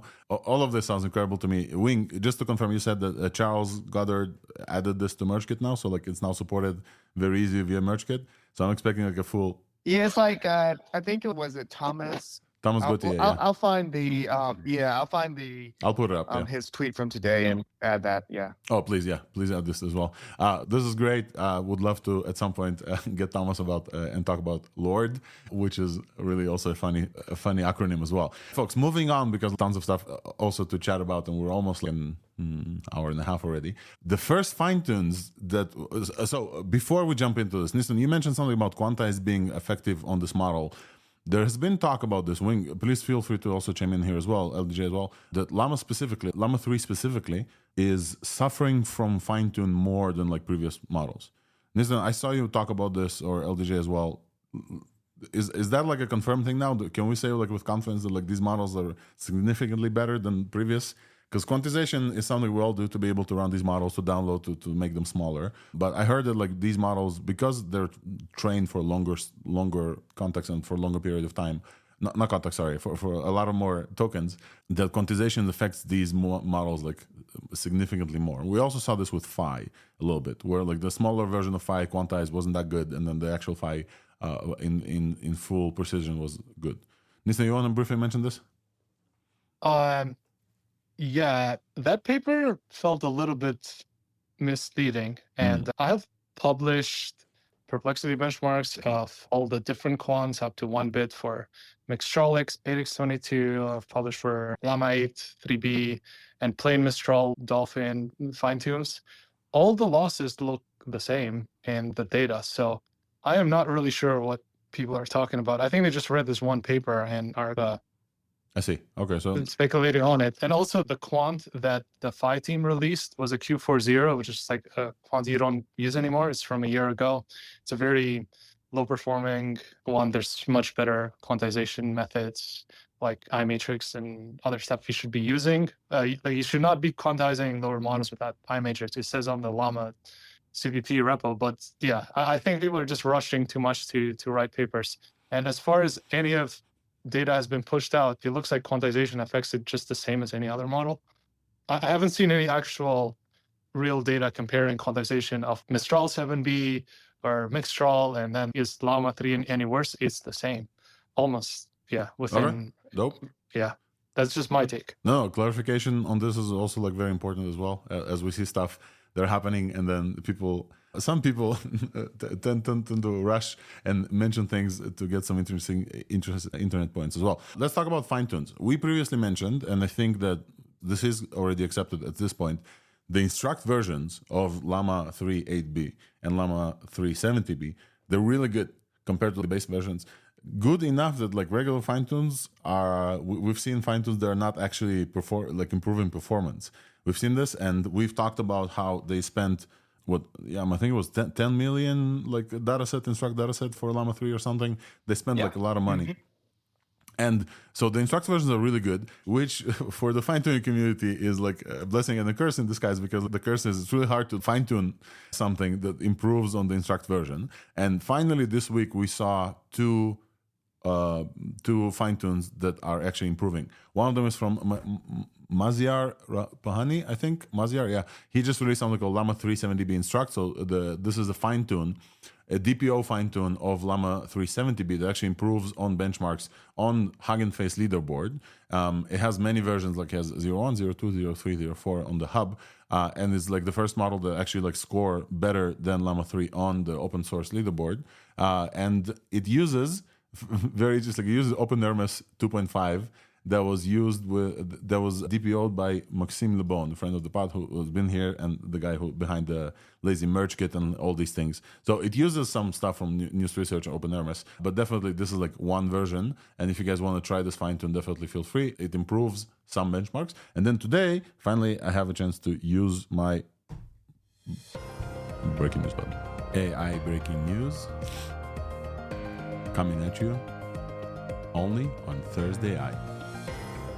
Yes, News Research, our friends at News, released Hermes Pro 2, which we talked about before. This is their function calling version of Hermes. This is not a fully open source dataset, but the model is open source. And they fine-tuned the Llama 3 8B, the smaller version, the one that's very performant. This is the first fine-tune from News and Technium, and they fine-tuned, and on GPT4All and Truthful QA and AGI Eval, their fine-tune outperforms the instruct on all of those. We don't see human eval. We don't see the regular standard benchmarks that usually the big labs, the frontier labs release, MMLU and human eval. We're probably going to start seeing them soon. But the cool thing about this is that Hermes Pro from News Research is their function calling and structured output capability built in models. They have a lot of very specific knowledge in there that are not necessarily just like instruction fine-tuning. And so Llama 3 came out. Some folks did some fine-tuning some folks did like tool calls and function calling as well. But Hermes Pro, we know that they spent a lot of time to give us models that you can actually like use in different agentic behaviors. And Hermes Pro does this. And shout out to the News team for this. We'll add this to the show notes. Oh, Nistan already shared it. Thank you, Nistan. So it's in the show notes. It's called Hermes Pro Llama 3 8B. And as we remember from the meta release, you're now required to add Llama 3 to the name of your model if you're fine-tuning on top of Llama 3, which is very interesting because we're about to see the whole leaderboard full with Llama 3 fine-tunes. So this is the first two fine-tunes, one for 70B, one for Llama 3 8 billion, that are now beating the instruct version on benchmarks. Any responses, thoughts on this work? Okay, I'll quickly say that I just want to say that Hugging Face storage, NVMe storage, has completely supercharged the ML and AI community like nothing else possibly could. Because you can download stuff at 1 gigabyte, 2 gigabytes a second now from NVMe storage if you're on the same AWS zone. So a lot of these improvements happen because of that, because you can experiment very quickly, and also because of the open method of communication. Mazi, I call him Mazi. I don't know how he wants to be called. Let's do Mazi. Yeah, it's easier. Yeah, people suggested that he should run a DPO, and he ran the DPO, and it worked. And also, shout out to everyone that tried to fix the entire issue with the tokenizer and embeddings going wrong, because this was hurting the quality of the training. And I think there is a PR for it in the Axolotl GitHub. Oh yeah, if you're a machine learning developer, first thing you should do when you wake up is just read the GitHub issues on Llama CVP and Axolotl. That's how you should start your day. Do not go on Twitter. Go first there. Read the issues. And as for the new service one, I have some criticism on them choosing a different template. It just makes it a little bit annoying. It's not as plug and play, but you just need to change literally 2 things. For the function calling, because they're still using chat. But the function calling works. The function calling works. And their last one, the 7B Mistral one, was very good at function calling. So this is one of those things. I already downloaded it. I've made merges, Frankensteins off it to see if I could get it to accept both formats. It's great. It's a really good tool to use as a model for whatever you need, conversation and stuff. To highlight, right? Yeah. It supports both conversational multi-turn conversations as well, but also fine-tuning helps the tool calling and the tool use abilities, the function calling abilities, which is great about this model. And it uses ChatML as the prompt format, which is the OpenAI one. If you guys are listening to this, you guys are always talking about these models, how to actually run them. If you have a MacBook, it's fairly easy, especially the 8 billion parameter Llama. You can run on most M1 Mac, I think, as well. The way to run them that we like is there's a few ways. There's LLama, etc. LLama's great folks as well. We really like LM Studio. We've talked about LM Studio a bunch. Yagil, the creator of LM Studio, I think is just the one person. You can search for these models, download them. The LM Studio will help you. LM Studio has some breaking news of its own right now, so I'm going to use the same term that I used before. LM Studio just released a CLI, a command line interface that we developers love. Literally, as the show happens, they released it on their Discord, which is you can install with npx LM Studio and then install CLI, and then you can debug workflows and you can load and unload LLMs from the CLI, which is for scripts. That's incredible. Imagine the amount of scripts you can do now that you don't have to go to the UI and start loading these models. It's very similar territory to LLama. I think LLama is easier. You can LLama pull models from the repository also via CLI. But it's very interesting. If you're already using LM Studio, as you should, definitely check out the CLI thing, because I'm just thinking about evaluation scripts and everything that I'm able to run now. Load this model, run evals, unload the model, load another model, and just do this while I sleep. So my Mac is not going to go to sleep together with me. So shout out to Yags that works on LM Studio. This is definitely a great addition to the app. And I'm very happy to highlight this because we love LM Studio. LM Studio, Nissan, go ahead. Yeah, and if you download LM Studio and you're on a lower end device, you just search for MacBook Air. I actually put out a Llama 8B, a hand-rolled fine-tune that works very well on 4 gigs of, only 4 gigs, 4.2 gigs of RAM. Just quantize everything differently. So it can work down to the cheapest Mac you can buy today, and it's fast. And it's usable too. Yeah, use LM Studio. That's what I tell everyone else to use too, especially on people that are also on Windows. Awesome. Thank you, Nistan. And then moving on a little bit, because short on time and we've talked about a bunch of stuff today. I want to cover this week's buzz category super quick. This week's buzz is a category that I cover about everything that I've learned or important for me to tell you guys from Weights and Biases, the company that I work for, the company that makes ThursdAI possible, because this is now part of my job to also talk with you guys. And I see some coworkers here in the audience, always fun to see. We're actually are very happy to announce finally that we're going to sponsor the first and the biggest hackathon of the year so far with Meta AI about Llama 3. So the first Llama 3 hackathon, I'm going to add this to the show notes and it's up on the stage now. It's happening in San Francisco in 2 weeks. May 11th and May 12th. We're going to have a bunch of folks there, so there's like a bunch of co-sponsors as well. I'm very happy to say that we're very excited to sponsor this because I think very incredible stuff is going to come out there. Obviously, if you guys listen to the show, that we recently released a evaluation toolkit with weights and biases. We had the folks on stage who released it. It's called Weave, and we're definitely going to be very excited to see how hackers are potentially going to use something like this eval. The CLI example from LM Studio before also plays in my head into Weave. But putting things aside, back to the hackathon in San Francisco, I would love to see you there and to invite you to there, and then if you want to build some stuff with Llama, if you want to play around with the lore that we just talked about and apply the 1 million context on top of the Hermes Pro or whatever, if you want to play with Llama stuff and go and hack like with a bunch of people in San Francisco, the Cerebral Valley does like the best hackathons that I've seen. The place is incredible. It's the Embarcadero Center in in San Francisco. It's like a beautiful location for hackathons. 2 days. I'm going to be there. A bunch of other folks from Weights and Biases are going to be there. A bunch of other folks from LLama and Hugging Face is going to be there. So if you're looking for an excuse to go to SF, this is one very good one. And just a reminder that when I told you guys, hey, Weights and Biases is going to be in San Francisco for our annual event, we had Joe Spizak from the Llama team actually announce this on stage at our show. I'm not promising any new announcement, but the Meta team is going to do an amazing hackathon with a bunch of prizes. So if you want to hack on something, more than welcome to join this hackathon. The link is up on stage, and definitely I'm going to be talking about this and probably going to do a recap of the hackathon in 2 weeks' time.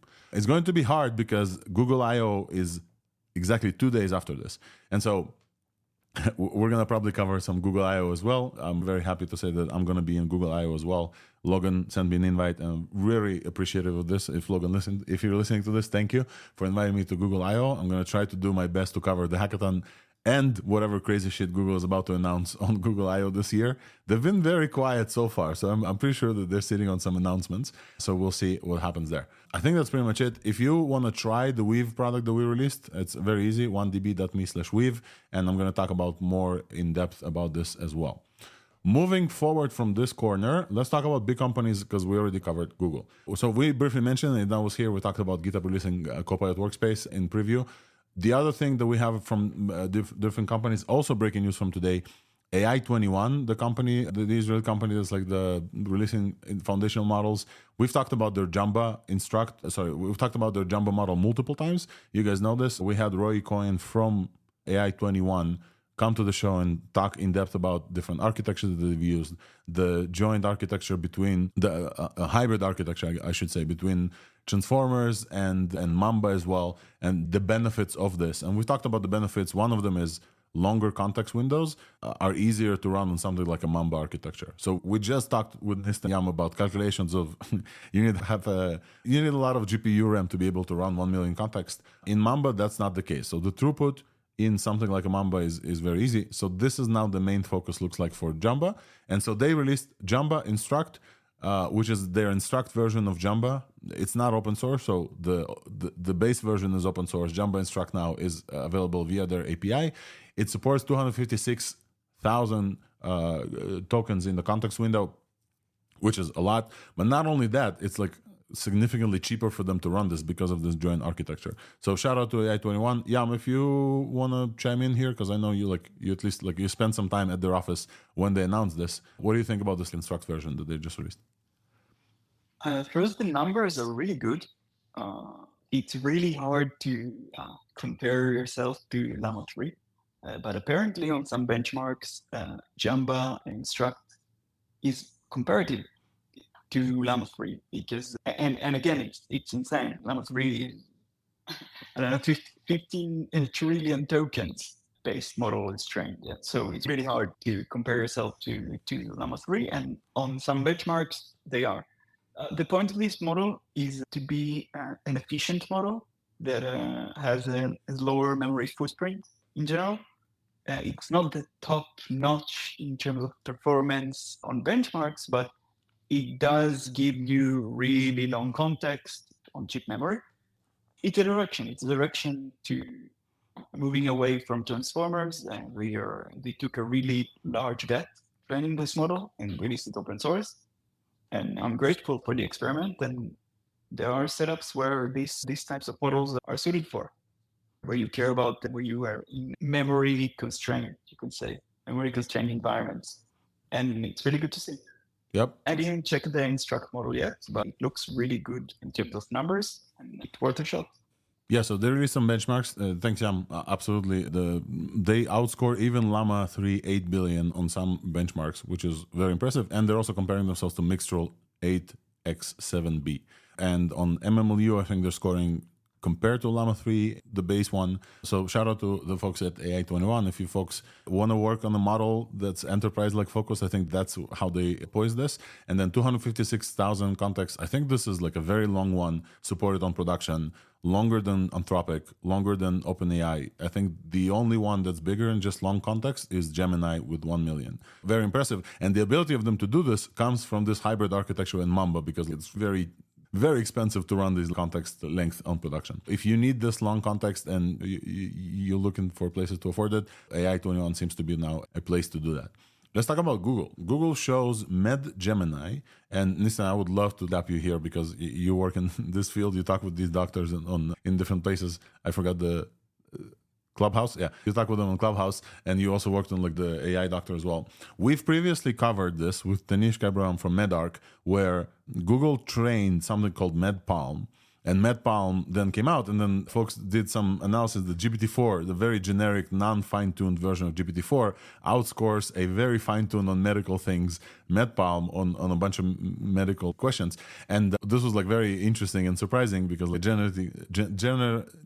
general model outperforms a fine-tuned specific model on a niche, which was like a very eye-opening thing. And now the folks from Google are saying like, hey, we've trained something called Med Gemini, and the benefit from this comes from the fact that Gemini is multimodal, and it's trained for medicine and raises the bar because like it's able to take images from these things as well, which is a very interesting approach. And obviously they show some benchmarks here for medical benchmarks. There's like genomic stuff and complex diagnosis stuff, and Med Gemini beats the previous state of the art and the best GPT-4 method significantly, pretty much on all the benchmarks besides 2, which is very interesting because they're using multimodality as the benefit here. So it's very interesting that on text, GPT-4 beats fine-tuned models, but on text and specific visual multimodal fine-tuning, the general vision of GPT-4 does not come close to this. Nista, any thoughts on Med Gemini? Have you had the chance to look at at least the benchmarks, and what do you think about this multimodal approach they have? I looked at it very closely, and I have to say, on the multimodal benchmarks, when it looks at a picture or a laparoscopy analysis, it does excellent at that. And it's not as surprising when you look at Reka's benchmark for multimodal stuff. Gemini is still on top for the hard problems. So it is very good at analyzing pictures. And also Google has had all our pictures for so long. Yeah. So not a surprise, but it's nice. That is nice. What I did not like about the paper is that they cherry picked a whole bunch of little things, parts of MMLU benchmark where it did well. But the main one, the USMLE, US Medical Licensing Exam, which is like 12,700 questions. And they're pretty hard because they're like spatial reasoning. They're like, I have an itch in my elbow and I have a rash in my knee. Where do I apply an ointment and where do I apply an antibiotic? They're pretty hard spatial questions. And most models have a hard time with them. On that main one, it wasn't any better than GPT-4. It was like very marginally tiny bit better. So they made it seem like it was so much better. On the other hand, I can report that GPT-4 is being used in a whole country now, in all of Norway. They're using it with Epic, and they're using multimodal GPT-4 for X-rays and stuff. So the other thing that we don't know is when they test this, do they factor in refusals from the safety moderation? Because the safety moderation might refuse to answer someone who just got their arm split open in an industrial accident or something like that. He might not answer that question at all. That's also something we don't know. And but overall, it is better in the visual stuff. And it looks about on par on the text and conversational stuff, at least in the hardest main benchmark. Yeah, I'm going to add this to the show notes. You're saying on par, but they're getting state of the art on that USMLE with 91.1%, where GPT-4 gets 90.2%. And GPT-4 beat MedPalm previously and was the state of the art for this. And it looks like they're getting a little bit here. The additional thing that we should mention, that Gemini has long context capabilities. And so they're doing like summaries of referral letters and long health records and analysis of a bunch of stuff. And I think long context here helps as well. And they pointed out as well. So we're going to add this to the show notes. Very interesting out from Google, a research area that they've tried. They've tried that before. And then a generative model or generative. I keep getting confused. A generic model like GPT-4 outbeat like a fine-tuned one, and now we're back at this race where a fine-tuned one beats the generic one, and so we'll see how this goes, but it's definitely good for medicine. Listen, go ahead, finish this up, and then I think we have one more thing to cover. Quick shout out to Tanish and MedArc. The doctors lobby really liked the latest blog article where they explain the different open source medical LLMs. They did a very good job on that one. It's not about the most recent models, but it was a very good introduction to them, to what's going on in this field. Yeah, so shout out to Tanishq and MedArc, I think a subsidiary for Stability or something, that a friend of the pod who's frequently here and doing a lot of stuff in medical area for AI as well. I think that's pretty much it in the big company and LLM, and we're coming close to the end of the space. I will just say that there's an update from Claude, the recent iOS app. If you're into this and you want to just chat with Claude and you're paying for that, definitely give it a go. And some team accounts. It looks like Claude is pretty much like lagging 6 months behind OpenAI and different like tools as well. I'm pretty sure they're smaller, but I know they're hiring like crazy. So it's no surprise from Anthropic as well. Vision and video, one thing that I forgot to update is that because we now got these like beautiful new models, Phi 3 and LLama3, 8 billion, smaller models that perform significantly better, the folks who are building different like vision models, they're now very happy with this. So Intern LM actually trained a bunch of Lava alternatives like VLMs on top of these small models. So there's now Lava... those are a mouthful. LLama3 8 billion version 1.1. So there's a lot to say here, but basically what you need to get from this is there's a new crop of small vision models that unlike the bigger models like Gemini and Reka Core and like all these very good ones that you can run on your machines, and they're now based on Phi and Llama 3. Those are not, I don't know if they're like continued fine-tuned, and the beauty behind them is that if you're on the Mac, and hopefully many of you are, they're now MLX'd. And we haven't covered this pretty much at all, but we barely talked about MLX. MLX is this ability on the Mac to run inference on AI models, basically, both vision models and LLMs. And I think diffusion as well. I think MLX runs some diffusion. I'm not sure. Natively on the Mac without PyTorch, without CUDA, without anything. And now there is a new person in the MLX community that just releases these models. So whatever format the model was released, this person, his nickname is Prince Kanuma and on X, and he deserves a shout out because his MLX is the bloke who disappeared a while ago. He takes a bunch of models and converts them to the MLX format, and he showed that for the VLM stuff, he gets 50 tokens a second on M3 Max, which is super cool. So I'm going to add him to the show notes as well. But if you are thinking about running these models, LM Studio is one way for you to run them, but also you can just install MLX and then MLX VLM, and you'll have them as well. The MLX community is doing great over there, and we're going to see what this brings after Apple releases their AI stuff as well. Yeah, we're pretty much at 2 hours here, folks. One last thing before I wrap up is that ByteDance released a new Stable Diffusion super quick one called HyperSD, and that looks pretty much, we've talked about the iterations of Stable Diffusion taking 30 seconds and 10 seconds, and now I think with 2 steps, they're getting a generation out of these models. ByteDance is in hot water a little bit now with TikTok and everything, but they've bought a bunch of GPUs, they're releasing a bunch of stuff. And I think they actually open sourced HyperSD. And so you can actually check this out in fal.ai. They're serving these models. You can, as you type, these images appear, which is pretty insane in terms of how fast those speeds improve. We still don't have a lot of information from Stable Diffusion 3. It was released, but it's only via API. They didn't drop a model or anything. I think that's pretty much it. Folks, we're at 2 hours. And I think that's pretty much everything we've covered on ThursdAI for May 2nd. And with that, thank you everybody who joined from week to week. Thank you for my co-host Nistan, Wing Lian from Axel, at this point almost a co-host, LDJ. Also, a huge thanks to Yam as well was here. Huge thanks to our guests from this week. We had Idan Gazit and we had Piotr from Reka. And with that, Thank you, everybody, for joining. We'll see you next week. It's probably going to be insane next week. So we'll see you next week. Thank you, everyone. Bye-bye.